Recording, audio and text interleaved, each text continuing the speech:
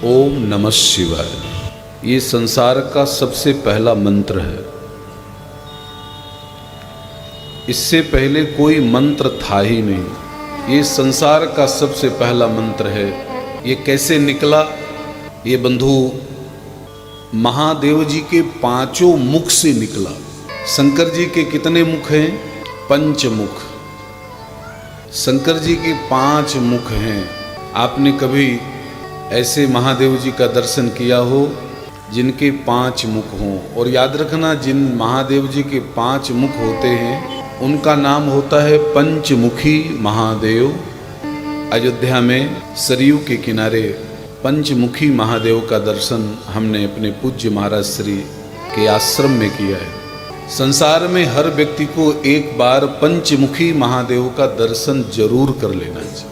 महादेव जी के 5 मुख से ये मंत्र कैसे निकला? महादेव जी का जो उत्तर का मुख है, उस उत्तर के मुख से ना निकला ना, और महादेव जी के पश्चिम मुख से मा निकला, और महादेव जी के दक्षिण मुख से सी निकला सी, और महादेव जी के पूर्व मुख से वा निकला, और महादेव जी के जो ऊपर का मुख है उस मुख से या निकला।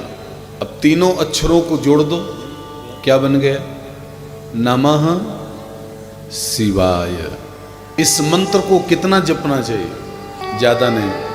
24 घंटे में जितनी हम श्वासें निकाल देते हैं बस उतना जपना चाहिए।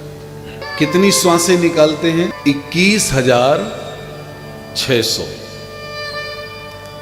आपको हमारी बात पर भरोसा ना हो तो कल बैठ के गिन भी लेना, एक भी कम हो तो बता देना।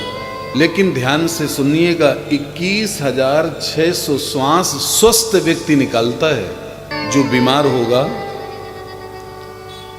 श्वास का रोगी होगा, उसकी श्वासें और जल्दी जल्दी निकलती है। एक दिन में यानी 24 घंटे में हम कितनी श्वास निकाल देते हैं? एक बार संख्या बोलिए। 21,000। एक साल में 70 से 72 लाख। बाद में आप गणित कर लीजिएगा घर में जाके। एक साल में कितनी? 70 से 72 लाख। और हम हो गए कितने के हो गए? 55 है? नहीं, 55 के लगभग हो गए। अब आप कल्पना करिए कि हम सबको गिनी गिनी श्वास मिली है। किसी को 10 लाख, किसी को 20 लाख, किसी को 40 लाख। और याद रखना, जैसे ही आपकी श्वास पूरी, फिर दुनिया में कोई ताकत नहीं जो हमको बचा सके।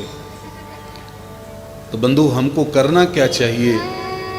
हमको यही करना चाहिए कि भगवान ने जितनी श्वास दी है, कम से कम उतनी बार भगवान का नाम तो निकलना ही चाहिए। तो सबसे नहीं कह सकते, लेकिन जिन्होंने गुरुमंत्र ले रखा है, गुरुमंत्र समझ रहे हैं? किसी महापुरुष के मुखारबिंद से कान में जो मंत्र डाला जाता है उसका नाम होता है गुरु मंत्र। और बंधु याद रखना, गुरु का मंत्र ही जपना चाहिए। अपना मंत्र कभी नहीं जपना चाहिए। जो आपको गुरु प्रदत्त मिला है उसी मंत्र के जपने से जीवन में प्रभाव पड़ता है। आप देख लो, आप कितने मंत्र जप रहे हो लेकिन उसका प्रभाव नहीं पड़ रहा। क्यों? क्योंकि वो गुरु प्रदत्त नहीं है। और जब गुरु प्रदत्त मंत्र मिल जाता है, वो चाहे कोई भी मंत्र हो, और जब हम उस मंत्र को जपते हैं तो हमारे जीवन में जरूर प्रभाव पड़ेगा। तो जो गुरु मंत्र ले चुके हैं उनसे प्रार्थना है कि कम से कम एक माला सबको करना चाहिए। देखो, अभी संतों ने समाधान किया है कुछ दिन पहले। वो समाधान हम आपको बता दें कि जो आपको गुरु के द्वारा मंत्र मिला है उसको आसन में बैठ के जपना चाहिए। ध्यान से सुन लीजिए।